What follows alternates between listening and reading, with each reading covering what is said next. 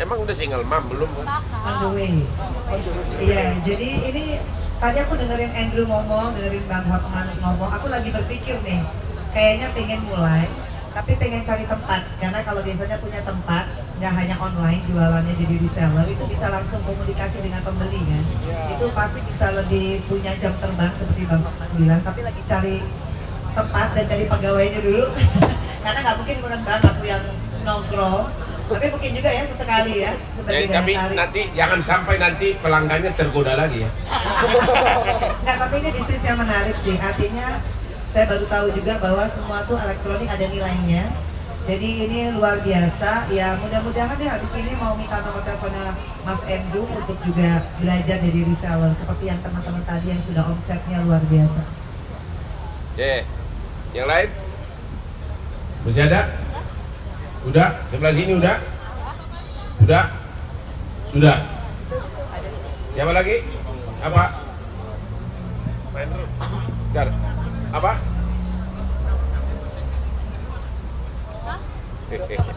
Dari seluruh Indonesia, kita nge-pull dari seluruh Indonesia itu banyak yang supply ke kita. Pedagangnya pun dari seluruh Indonesia, dari luar pulau juga ada. Jadi kita sebenarnya cuma mempertemukan. Banyak orang yang mau menjual handphonenya, banyak orang yang mau membeli handphonenya, kita pertemukan. Aku ada pertanyaan. Kalau tiba-tiba ada dari peserta ini yang ongkosnya nggak bisa, dia jual handphonenya ke sini, terima nggak? Kan tadi kan dari seluruh Indonesia. Terima nggak kalau tiba-tiba ada perorangan datang ke sini jual handphone, terima nggak? Untuk sekarang kita nggak terima satuan. Jadi biasanya orang jualnya bulk gitu loh. Langsung jual 1000 biji, 100 biji gitu. Toh kita jualnya juga dalam bentuk grosir gitu. Kita juga pengen membina pedagang sih, dari yang 5 itu kita nggak remehkan pembeli 5. Kita pastikan yang 5 itu nanti bisa jualan 5.000. Kita juga bukan cuma jualan doang gini, tapi kita edukasi dia sampai dia bisa jual 5.000 per bulan gitu. Kita pengen semua agen kita itu kaya, itu visi kita. Tadi ada satu lagi di sini, siapa? Ya. Bang Hotman, selain mencari untung, apa sih pertimbangan Bang Hotman untuk berbisnis? Apakah juga untuk memberdayakan UMKM dan segalanya? Itu yang pertama. Aku nggak terlalu idealis sih. Ya. Intinya aku itu sudah ini loh. Kebahagiaan manusia itu bukan kebahagiaan saat sukses. Kebahagiaan saya itu adalah kebahagiaan pada saat saya berjuang mencari sukses itu. Disitulah kita merasa bahagia. Gamesnya, permainannya yang bikin saya bahagia. Kalau hasilnya, lu sekaya apapun, saya udah bilang berkali-kali, makanan gua sama mereka ini nggak beda dengan super taxi. Tetap aja nasi rawon, nasi goreng, ya kan? Tapi kebahagiaan saya itu adalah pada waktu mencari sesuatu target itu, disitulah kita adrenalin kita punya tubuh itu dipacu, dan itulah yang membuat kita bergairah hidup. Itu selalu moto yang saya pegang, dan itu ternyata adalah cara terbaik. Karena apa? Dengan demikian kamu akan serius dan berhasil. Jadi nggak langsung rakus karena untungnya gitu loh. Itu selalu sifat saya. Oke? Bang, tapi ketika proses develop itu ada misalnya keraguan nggak? Misalnya kan bisnis nggak selalu untung ya. Ada tarik ulur sama Andrew atau perbedaan pendapat segala macam. Wah, itu kalau sama Andrew saya udah percaya orangnya, ya. Saya udah percaya orangnya nih. Orangnya sangat membantu dan jujur. Mungkin karena duitnya udah banyak juga, ya. Jadi memang, tapi orangnya fair. Gini loh, kalau kita sudah saling percaya itu dan kebetulan sama-sama berduit, biasanya kita nggak mau bohongin teman gitu loh. Itu aja. Nggak mau bohongin teman. Itu otomatis itu dari darah daging itu keluar, ya. Kira-kira begitu. Setelah kegagalan yang kau alami, apa nasihat kamu kepada wanita untuk mencari jodoh laki-laki? Coba. Apakah memang kegantengan masih perlu? Atau memang biasa-biasa pun kalau memang berduit? Atau apa? Coba. Setelah kegagalan yang kau alami, nasihat kamu kepada wanita apa? Ini di luar topik sih, Bang. Gak apa-apa, kamu selesai tadi. Udah selesai. Ya, kita nggak akan pernah tahu jodohnya siapa, tapi kedepannya mungkin lebih selektif ya untuk masalah pekerjaan. Pertama harus ada pekerjaannya gitu. Iya. Oke, harus ada pekerjaannya, itu laki-laki. Apa lagi? Pekerjaan tetap ya. Pekerjaan tetap, apa lagi? Harus jujur. Ya jujur mah nggak bisa ketahuan di awal. Ya itu, tapi ya pokoknya lebih akunya ya, lebih realistis aja supaya tidak terbuai dengan hal-hal yang mungkin sebetulnya tidak realita gitu. Oke. Oke, itu aja sih. Jadi saya selalu bilang, saya sering menangani perkara artis. Artis suaminya aktor. Waktu nikah mereka satu ganteng, satu cantik. Itu saya sering. Dan kelihatan bahagia. Tapi kemudian ternyata setelah berjalannya 6 bulan, kebetulan salah satu pihak tidak bisa menghasilkan uang. Akhirnya yang badannya ganteng akhirnya jadi bau. Kayak bau apa? Tiap hari lagi di rumah pengangguran misalnya, akhirnya jadi apa? Apa yang keluar dari sini apa sih? Belek. Udah jadi bau belek gitu loh. Jadi faktor ekonomi sangat menentukan mencari pasangan. Bukan berarti kamu harus cari cowok berduit seperti kami, enggak? Udah ya? Udah? Hehe.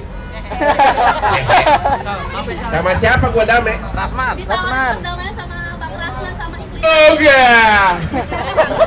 Gimana, Jadi Bang? gini. Kasusnya sudah mendekati babak makin mengerucut tentang penyidikannya. Seluruh saksi di tingkat penyidikan dan saksi ahli sudah selesai diperiksa dan dia sudah tahu adalah penentuan babak akhir. Jadi dia sudah khawatir atas masa depannya. Yang dulu dia sangat berapi-api ngomong kasar tentang seorang Hotman pengacara, seorang Hotman Paris yang 1000 kali sukses dari dia. Sekarang dia sudah mulai dengan coba, saudara Farid agar dihubungi Hotman untuk apa itu? Apa namanya istilahnya itu restoratif justice. Itu kan arahnya berdamai. Sejak kapan dia ngomong begitu? Ya, dan agar benderamu kita sama. Bendera gua sama dia selalu jauh dah. Ngomong dia jauh, gua lebih sukses dari dia. Awal perselisihannya itu gua nggak kenal dia, gua hanya kenal sepintas. Dia curiga waktu dia dipecat sama Dr. Richard Lee, dikiranya gua rebut Richard Lee dari kliennya. Padahal Richard Lee itu sama saya ketemu karena saya mau ikut bergabung di skincare-nya Richard Lee dan saya sekarang ikut pemegang saham di dia. Jadi memang karena saya beli sahamnya, dibilangnya aku merebut. Klien saya kan lepek konglomerat, ya gitu loh. Jadi sekali lagi tidak ada perdamaian untuk kau hadapi proses hukum, ya. Tidak ada proses damai untuk kau Rasman hadapi proses hukum. Beranilah bertindak, berani mulutmu mengucapkan kritik itu hadapi depan pengadilan. Dan kenapa kau sekarang mulai lembut sama aku? No way. Tidak ada damai untuk kau. Tidak ada damai untuk kau. Sampai penjara berarti Bang. Sampai penjara berarti. Saya nggak bisa ngomong sampai ke sana. Ya tergantung nanti pasal berapa yang dituduhkan, masih tergantung. Ya, yang jelas dia mengeluarkan itu kan kata-kata arah perdamaian itu kan sambil turun dari Mabes Polri kan. Itu karena dia dikonfrontir sama Iklim Hakim saat itu oleh penyidik dan itu adalah saat babak akhir dari penyidikan. Habis itu sudah penentuan apa? Anda tahulah, sudah mengerucut. Makanya dia nggak bisa tidur sekarang. Makanya jangan lawan lah orang beda. Udahlah. Ya. Tersangka berarti ya Bang? Saya nggak bisa komentar begitu, tapi semua proses di tingkat penyidikan sudah makin mengerucut. 2 saksi ahli dari pengacara juga udah diperiksa. 2 saksi ahli pengacara mengatakan bahwa memenuhi unsur semuanya. 2 saksi ahli pengacara mengatakan memenuhi unsur semuanya. Makanya mereka dikonfrontir antara dia dan Iklim Hakim. Itu adalah babak akhir.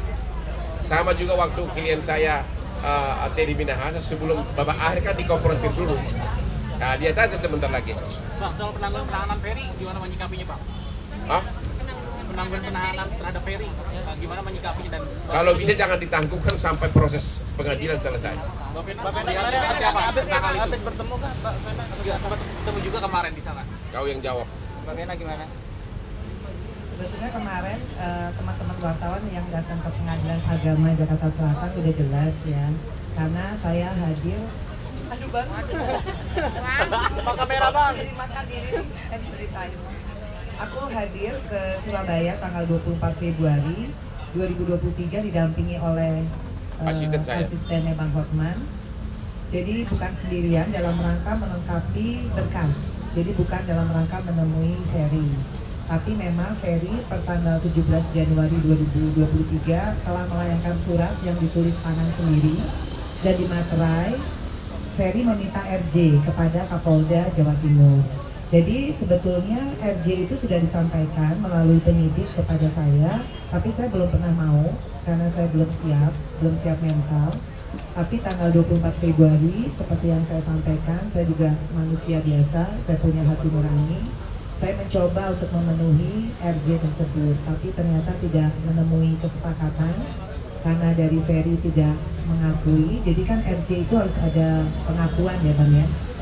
Kalau ada pengakuan mungkin bisa jadi perdamaian, tapi itu juga perdamaian itu nggak serta-merta Ferry bisa keluar ya. Artinya ada evaluasi juga dari Polda mungkin, ya banyak lah mungkin prosedurnya, sehingga begitu Ferry tahu prosedurnya seperti itu dia langsung menggelengkan kepala. Artinya kan surat RJ yang dia mintakan itu dia tidak pergunakan dengan sebaik-baiknya. Jadi ya saya sebagai orang yang dimintakan RJ ya saya sudah berusaha memenuhi. Tapi kalau dia tidak menggunakan ya bukan salah saya. Artinya dia menyia-nyiakan kesempatan RJ tersebut. Tapi intinya gini aja deh, tolong jawab. Apapun yang dia minta, lu masih mau berdamai nggak? Itu jawab pertanyaan itu. Ya enggak lah. Oke, tetap proses pidana jalan terus enggak? Insya Allah jalan. Kita lagi Apapun dengan cara apapun dia mohon apapun, kau tetap tidak mau. iya, tetap jalan. Perceraian akan jalan terus. Insya Allah Ya jalan. itu jawabannya, nggak usah lagi ditanya bolak-balik. KDRT sendiri sebenarnya yang faktanya seperti apa? Oh itu Apa? jangan KDRT, bicara lagi KDRT sekarang. Udah selesai masalahnya itu. Baru Ya, selesai ya? ya. Kan abang punya banyak banget gitu. Apakah itu investasi masa tua? Apa? Abang kan punya banyak banget gitu. Apakah itu investasi masa tua atau gimana? Prestasi masa tua. Emang lu udah tua? Bukan. Saya berkali-kali mengatakan bahwa kebahagiaan hidup ini adalah kalau kita terus berpikir tentang prestasi tiap hari. Itulah kebahagiaan saya. Kalau itulah, jadi saya itu bukan nggak ada maksudnya investasi, pokoknya menciptakan sesuatu yang baru yang menghasilkan, itulah selalu ambisi saya dan saya kira semua orang juga pada dasarnya mau begitu. Ya, itu aja. Mbak Bena mungkin Saya nggak akan pernah pensiun dari pengacara sampai umur 90 pun saya akan siap selalu menggugat seperti musuh-musuh gua yang itu. Ya. Hasil mediasi kemarin apa? Hasil mediasi tidak ada, udah dibilangin. Apa yang kemarin? Yang kemarin. iya. Kan belum dijelasin. Orang nggak datang kan? Iya. Kemarin datang Enggak kan. belum dijelasin mediasinya. Oh nggak boleh, kalau hasil mediasi kita nggak boleh mengungkap. Tapi kan nggak jadi orang tidak datang kan? Iya. Orang pihak sana nggak ada yang datang. Ya udah, siapa? Pengacaranya. Ya bukan orang itunya datang nggak? Prinsipalnya nggak datang. Kan mediasi itu kan bukan kuasa yang perlu. Ya kalau karena prinsipalnya nggak datang ya udah mediasi nggak berhasil. Ya Pak, apakah itu maksudnya pada saat kemarin tidak datang untuk mediasinya? Abang melihatnya gimana nih sebagai sesama pengacara itu? Intinya begini deh, mau lihat apapun, mau datang pun dia tidak mau berdamai, udah dijawab. Mau datang pun dia kan, bener nggak? Sekali lagi, Intinya kasus KDRT insya Allah jalan terus ke depan. Kemudian kasus cerainya karena Ferry sudah mentalak cerai, saya tinggal mengikuti dan kita akan rekompensi atau gugat balik. Gitu. Itu aja, jadi semua lanjut. Mbak Bena ini kan masih tetap berjalan, juga masih semua berjalan terus. Mbak Bena kan agak ada untuk next untuk mau umroh, bisa umroh dengan anak keluarga dan persiapan puasa tanpa suami seperti apa? Mbak Bena mungkin yang tahun ini yang berbeda mungkin. Dan sebentar, agar panjang kalian aja yang bicara. Iya benar. ya Mbak Bena. Ini Mbak Bena, iya. Iya, kalau puasa ya tetap aja puasa dan tetap aja akan umroh sama anak-anak. Tapi mungkin di akhir Mei karena kan Fania akan libur, jadi yang tadinya bertiga, insya Allah jadi berempat. Dan kalau persiapan nggak ada suami, saya juga dulu 9 tahun nggak ada suami, nggak ada masalah untuk itu. Yang paling penting ada anak-anak, Vero, Atala, dan Fania. Kalau untuk umroh kan aku bilang habis lebaran di akhir Mei karena aku juga sama Vero, sama Atala, sama Fania, artinya kan kita perlu menyamakan schedule lah ya, karena kemarin tuh schedule-nya Atala Tahu-tahu dia film. Feral ini tahu-tahu kan sering kampanye sosialisasi ya sama partainya. Jadi aku kalau mau pergi berempat memang harus mundurin karena yaitu Fania harus libur, Atala sama Feral harus pas waktunya, itu aja sih. Kalau yang lain-lain sih nggak ada persiapan apa-apa kecuali memang aku pengen ke rumah Allah karena kan apa yang aku alamin ini harus harus mentalnya harus kuat, harus super sabar, harus minta tuntunan dari Allah, itu aja sih. Di Amerika, negara yang paling tinggi hukumnya, negara harus meminta kepada si tersangka segera tunjuk pengacara. Kalau kau tidak sanggup membayar pengacara, negara yang bayar. Jadi pengacara itu bukan membela bersalah atau tidak, tapi memberikan bantuan hukum kepada orang yang bermasalah hukum. Kalau Teddy Minahasa kebetulan memang saya ada historis karena dia banyak waktu dia di Propam Mabes Polri Karopaminal, dia membantu ratusan rakyat kecil di Kopi Joni yang mengadukan aparat. Waktu itu saya memberikan bantuan hukum gratis kepada banyak ribuan orang di Kopi Joni, dan kalau terkait oknum aparat polisi, saya langsung menghadap, saya hanya WA Pak Teddy Minahasa waktu itu, dia itu Karopaminal di Propam Mabes Polri, dia langsung bantu. Banyak contoh, banyak rakyat yang terbantu oleh dia. Kalau orang yang bantu kita sudah memberikan bantuan pada saat dia bermasalah, masa kita nggak bisa bantu secara hukum gitu loh. Imbas balas budi gitu bang? Bukan balas budi namanya itu. Tapi, dan dia juga berhak tanpa saya pun dia berhak menunjuk pengacara lain. Pasti dapat, bahkan jutaan pengacara mau bantu dia. Siapa yang nggak mau membantu kasus seperti itu? Buktinya waktu kasus Sambo, karena banyak rekan bisnis saya keberatan, saya mundur dari saya yang pertama diminta Sambo jadi pengacaranya. Sudah tanda tangan surat kuasa, honor pun sudah setujui. Tapi sampai mundur. Jadi tidak ada kaitannya soal uang. Honor yang ditawarkan Sambo jauh lebih besar dari semua honor yang pernah gua terima. Termasuk Teddy Minahasa tadi kata abang nggak mau nolak yang uangnya mungkin setebal itu gitu. Tidak ada kaitan. Kalau Teddy Minahasa murni karena dia pernah ya. Bang, kalau ada Saya bisa mau pesan.